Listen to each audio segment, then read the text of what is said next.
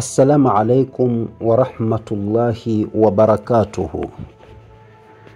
Ama ndugu watazamaji watukufu wapendwa katika chaneli yetu hii ya Turiyu TV, leo tena tunakwenda kuendelea na simulizi yetu, simulizi ambayo ya binti mrembo kabisa ambaye anaendelea kuwaadhibu wachawi na kuwanyanyasa wachawi na kutokuwapa usingizi wachawi na kuendelea kuwavuruga sana wachawi katika mitaa ya Kigogo.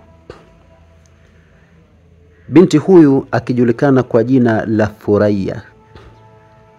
Kwa wewe ambaye bado haujaelewa vizuri kisa hichi, basi anzia sehemu ya kwanza. Ikiwa ndio kwanza unakutana na kisa hichi, basi nenda kaanze kusikiliza kuanzia mwanzo wa story, sehemu ya kwanza, ya pili, mpaka sehemu ya 8.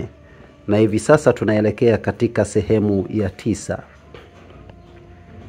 Naomba ifahamike wazi ya kwamba katika sehemu ya 8 ni kwamba tuliishia pale ambapo Thuraiya ameota ndoto.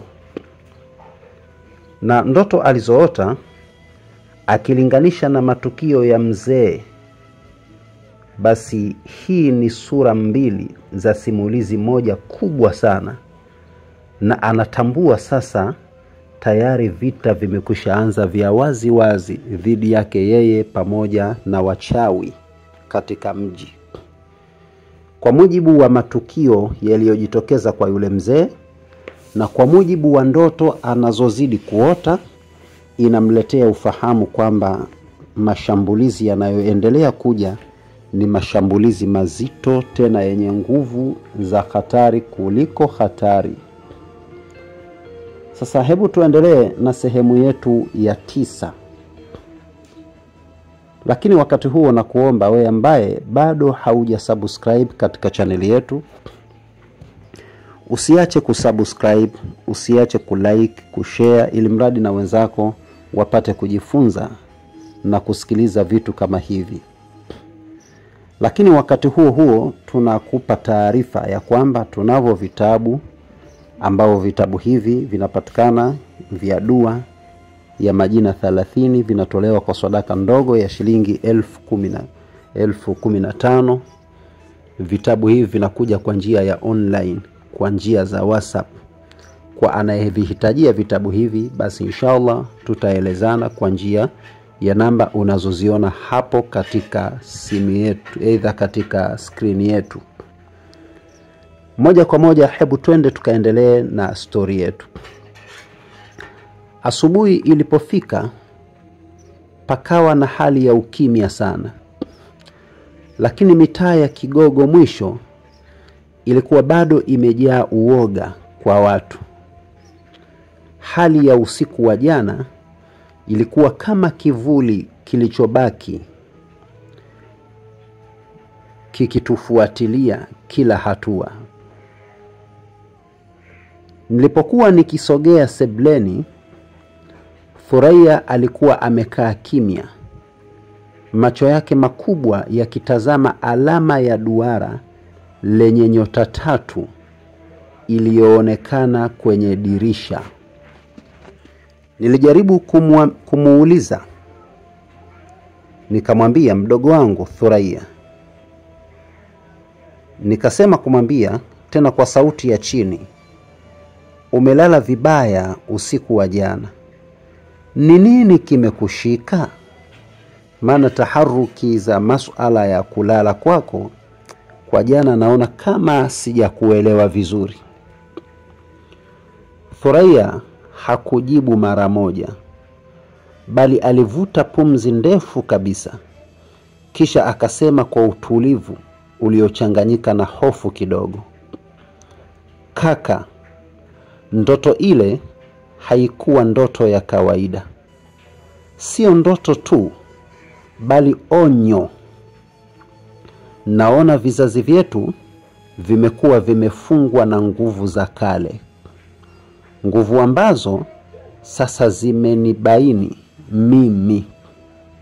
Lazima tuchukue hatua kabla mambo yasiibukie vibaya. Basi niliketi kando yake, nikimshika mkono. Nilihisi joto dogo la faraja kutoka kwake, lakini pia uzito mkubwa wa siri aliyokuwa nao. Ni hatua gani tunapaswa kuchukua? Nilimuuliza tena swali hili.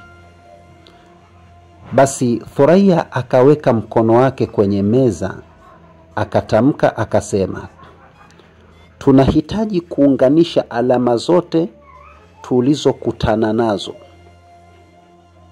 na zile alama za kwenye mto na zile alama za kwenye ndoto ambazo nilizoziona, pamoja na zile alama zinazotokea mitaani.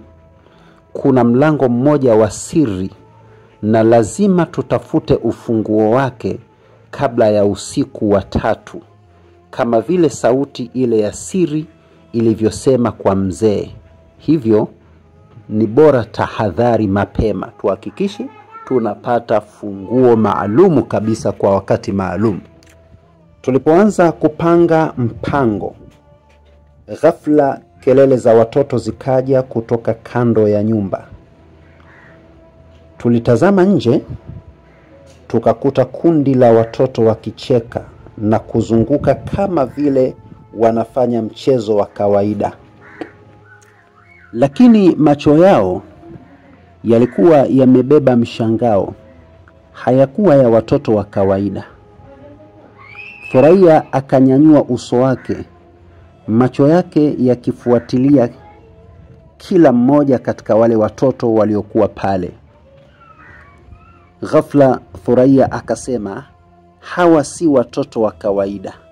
Nadhani wamechaguliwa kama walinzi wa mlango. Hatua zetu lazima ziwe za haraka na makini sana. Basi pale tukaanza kukusanya habari. Nilipiga simu kwa baadhi ya majirani. Tukajua kuwa viatu vya mzee, haswa wale waliokutwa bondeni, havikupotea. Kwa bahati viatu vile vilikuwa bado vipo, na zilichorwa alama za duara na nyota.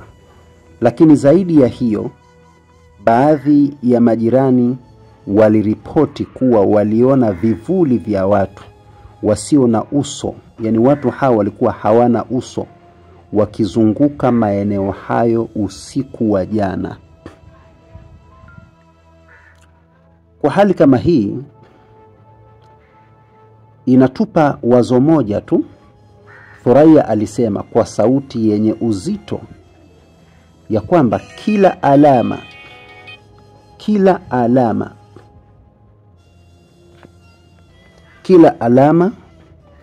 kila kivuli, kila ndoto, yote ni ishara ya mlango mmoja tu. Tunapaswa kuunganisha alama hizi ili kufikia ufunguo wa siri hii. Ikiwa tutasogea pole, hatutakuwa na nafasi. Nilijua sasa kuwa vita ya siri haikuwa vita vya kawaida vya kijamii.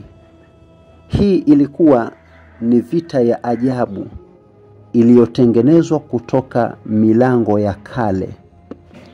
Ndoto zisizoelezeka na nguvu zisizoonekana. Huu ulikuwa ni mwanzo wa safari yetu ya hatari zaidi. Na Thuraiya alikuwa kielelezo cha mwanga wa kuelekeza familia yetu katika giza linalokaribia kuenea. Sasa basi, tunaenda kutembea bondeni leo. Lazima tuelewe zaidi kuhusu alama hizi na kuona kama kuna mwingine aliyechaguliwa au amesalia. Thuraiya alikuwa akisema maneno haya. Basi nilikubali, moyo wangu ukiwa na mchanganyiko wa hofu na mshikamano. Safari ya kuunganisha alama za mlango wa siri ilikuwa inaanza. Manake hapa tunaashiria kwamba tulikuwa tumeandaa safari maalumu ya kuunganisha alama za siri ili safari hii tukusanye alama inayopatikana pale katika mto, alama ya ndoto, alama zote, hata alama iliyoonekana dirishani, ili tuzikusanye hizi alama, tuzifanye kuwa ni kitu kimoja, na kisha alama hizi zitatupeleka mpaka kufikia katika funguo ya siri, ambayo funguo hii ndiyo tunaitafuta. Lengo na madhumuni kuweza kuipata funguo hii, ili mradi kuweza kuendelea na kukabiliana na hali ya maisha ambayo tayari yamekwisha kuwa yakiendelea. Sasa basi, hapa tumefika katika sehemu ya 9. Habari kamili tutakwenda kuzipata katika sehemu ya 10, kwamba nini ambacho kinaweza kuendelea ama nini ambacho kiliweza kuendelea. Walillahi alhamdu. Naomba tusiache kusubscribe, tusiache kushare, ili mradi na wenzetu wapate kuona na kuendelea kusikiliza simulizi hizi zenye mafunzo. Lakini naomba tena nitoe tangazo ya kwamba kwa wale ambao wanatamani kuweza kupata vitabu, tumeandaa vitabu vya dua maalumu kabisa, vizuri, vizito, dua za majina ya Mungu 30, ambao vitabu hivi vinatoka kwa sadaka ndogo kabisa ya shilingi 15,000, lakini ni vitabu ambavyo unatumiwa kwa njia ya online, yani katika WhatsApp, na utavisoma popote pale ulipo, ukiwa Marekani, ukiwa wapi. Kuna vitabu vya dua ambavyo vitabu hivi vinafundisha dua ya ufaulu wa mitihani, vinafundisha dua ya kufaulu maisha, vinafundisha dua majina, yani jina gani ulisome kama unataka mali, jina gani udumu nalo kama unataka kutibu maradhi, jina gani linaweza kuisahlisha biashara yako ikawa nzuri.